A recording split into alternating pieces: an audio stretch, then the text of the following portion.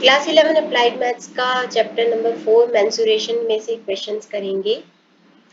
A sheet is 11 centimetre long and 2 centimetre wide. तो एक sheet है जो कि 11 सेंटीमीटर लंबी है और 2 सेंटीमीटर चौड़ी है।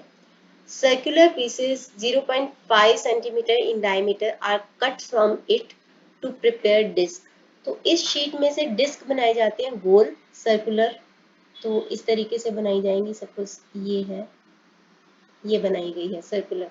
इसी तरीके से सर्कुलर डिस्क बनाई जाती हैं जिनका डायमीटर है, सर्कुलर पीसेस जो बनाए गए हैं उनका डायमीटर है 0.5 सेंटीमीटर 0.5 सेंटीमीटर।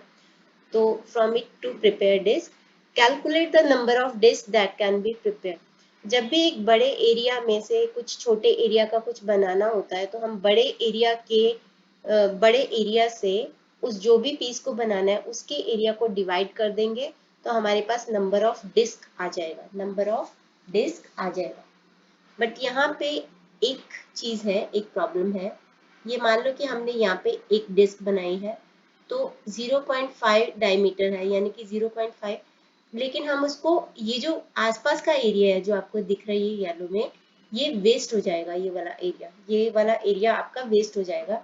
तो बेटर रहेगा कि हम उसको सर्कल में ही काटने के बाद, इसको स्क्वायर में ही काटने के बाद, क्योंकि 0.5 डायमीटर है तो इधर भी सेम होगा इधर भी सेम होगा, तो 0.5 साइड का एक स्क्वायर ही काट लें।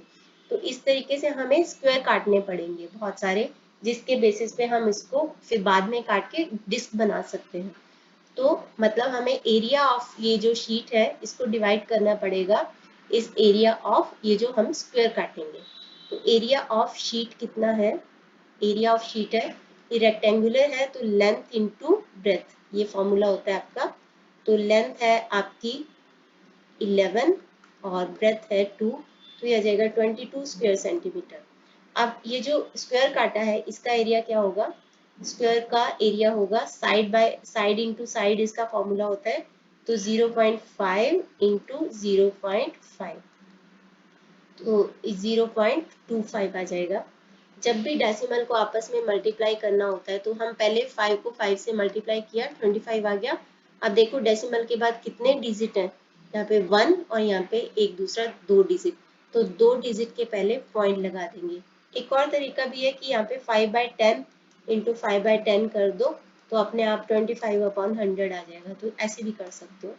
अब हमें नंबर ऑफ शीट्स निकालना है, तो नंबर ऑफ शीट्स निकालने के लिए एरिया ऑफ शीट को डिवाइड कर देंगे एरिया ऑफ अ स्क्वायर, क्योंकि कितने स्क्वायर बनेंगे वो उसी के बेस पे पता चलेगा। तो ये है 22 और एरिया ऑफ स्क्वायर है 25/100 या फिर 22।